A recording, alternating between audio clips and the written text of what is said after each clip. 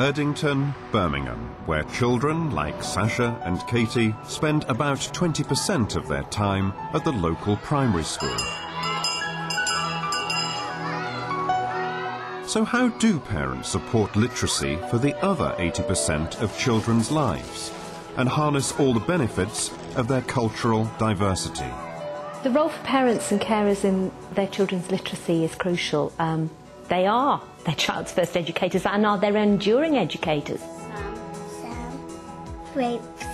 Because parents are with children so much of the time and talk is so important, then to talk to children, talking about the story of their everyday lives is important. We've worked significantly this year to gain parental involvement and to break down those barriers between home and school. The nursery parents have always been involved anyway, always done stay and play mornings, and reception have then picked that up this year, and they've also had stay and play. So very informal, very non-threatening, just a way for the parents to come in and sit and talk.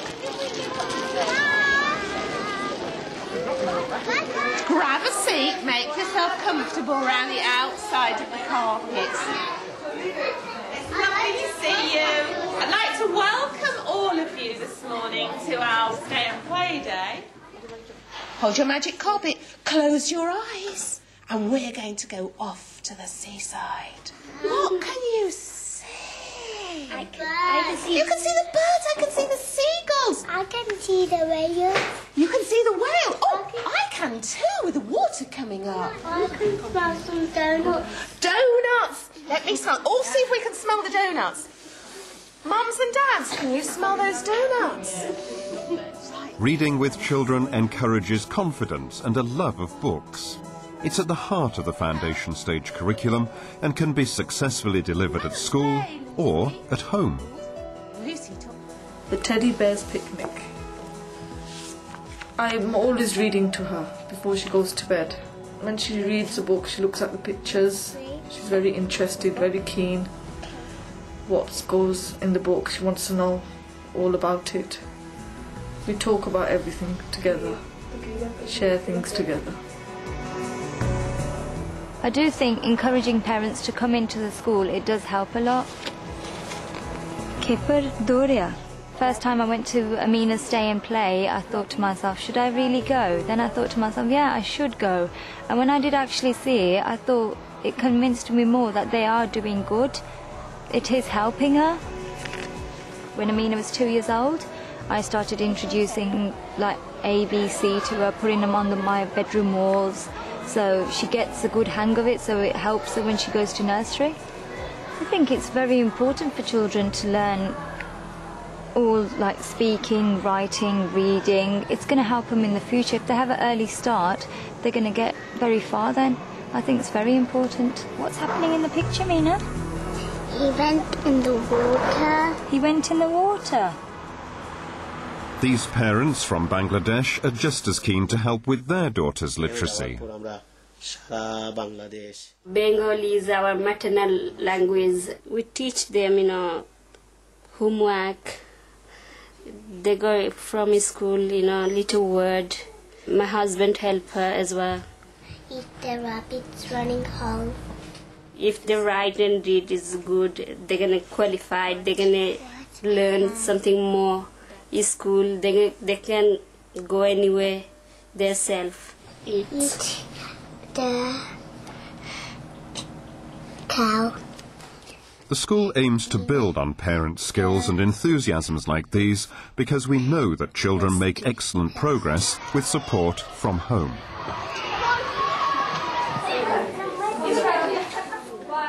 Once the parents are in, schools want to make the most of the opportunity. Come and sit down. This is the writing, and this is the picture. What's it a picture of? A lion. Once upon a time, there was a great big lion and a tiny little mouse. the lion, he caught the little mouse in his paw, just like that. Pretend your hands are paw.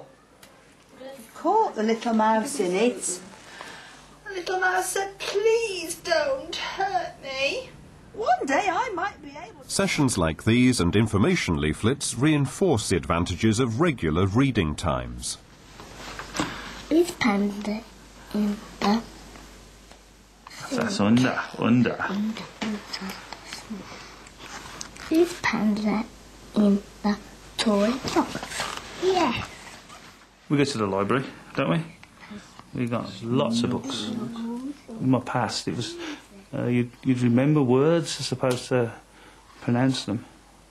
You have a set of words till you look at them and you remember them, and that's how I was taught. I mean, Katie's spelling's really good because she works the sounds out, and she can virtually read anything. I'm going to give you the letter sounds and you blend them together to see what word I'm doing, and then you do that word. K, L, ha, p. Well done! I've got to make them a bit harder. Only 4 of the...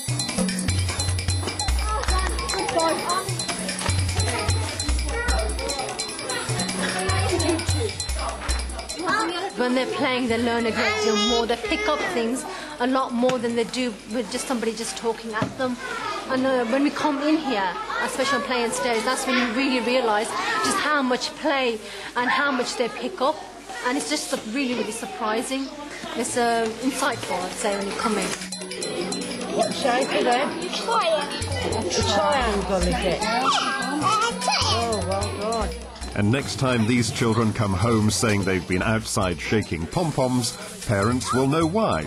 Exercising shoulder muscles soon to be ready for writing. So let's think about this sentence. Let's say it together. My Ted will go in the water. So how are we going to start with my? What sound is that going to begin with? Ma. M. So right. My. Does it need anything else? No. My. Ma. Yeah, okay. Well done. M and Y. Can you say Ted and do finger phoneme so that you can spell it? Off you go then. Fantastic. Leave a finger space and then write Ted. This is how you can help at home with her. They're quite used to the finger phonics and getting them to think about the sounds. The first time I went in was in nursery. They did it in nursery.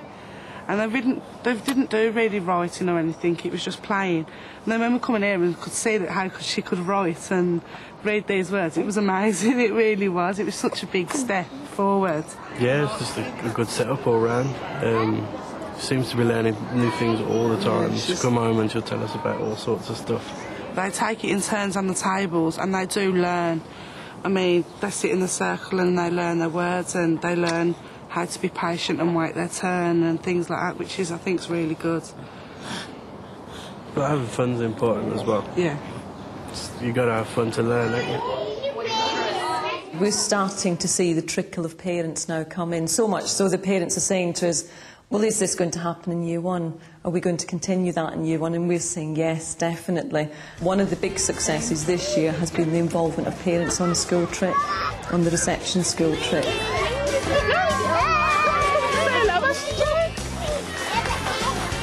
We can see the picture and the writing through the armour.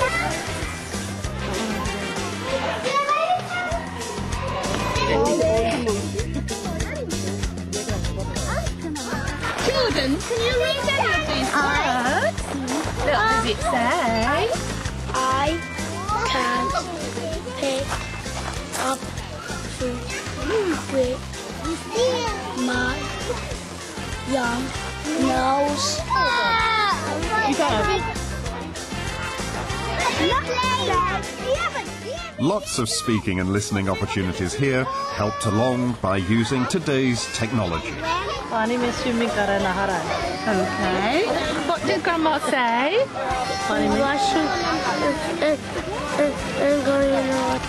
Watching them go in the water. Look here, I'm the map reader. Look at him. play. I think that there are a range of effective ways to include parents and carers in ongoing literacy and how they can support their child with it. I think that parents come with a range of different views and interests in terms of literacy with their children. The workshops that you may do when parents and carers are showing interest. To be supporting parents effectively, you need to be tapping into all of that. Try to use water to bring it, to mix it all. You gotta have your ears out for the keywords. Yeah. We fill in for them, don't we? Yeah. And I don't know if that's the best way for the child to develop his speaking skills, you know? I'm going to talk briefly about the writing experience in nursery and reception and show you some of the resources we use and examples of children's work. For example, this is in reception, writing a shopping list, and quite clearly this child has got the idea that lists go from top to bottom. This is the early stages of becoming writers. And they're clearly making some letters that they know. It may well be letters that they're familiar with in their name, and circles. This is wonderful. This child's clearly been learning about postcards and knows that we write and that there's a picture on one side as well. And this is another piece of work that he's done. This is an information text. After being to the zoo, he's written the elephant. This elephant is actually lying down, and he's said he is big, and we've got a H here and a very clear B. We find that the boys, particularly in nursery and reception, like to write outside. So just don't think about having your writing things in the house. And they're writing on large size. Yes, that's right. Again, big, gross motor movements. Let them write on the wall. Let them write on the floor. And you yourselves can follow what we do at school, at home. When you're writing your shopping list, do it visibly so the children can see. Let them sit alongside you and write their own shopping list. When you're in the supermarket, refer to your list to show them that it has meaning. It wasn't just a fun day out, it was an educational visit, so they could pick up strategies to support the children as well. We still have a lot of work to do in parental involvement, but our approach has been to target the early years parents, because if we can get them on board in the early years, then that support will continue. Mrs. Horton doing a great job, because he starts reading now. He's improving his reading, his writing, his speaking. So she put a lot of work. She has opened up a lot. Her confidence has grown, and I'm very pleased with her progress. She goes, Mom, can you bring the books from the nursery and read it like the Mrs. Pete does? And I take the books from the nursery and she reads it at the bedtime.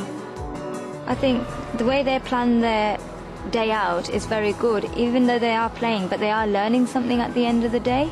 They are still writing, reading, they're learning everything. Every minute I think they're learning something.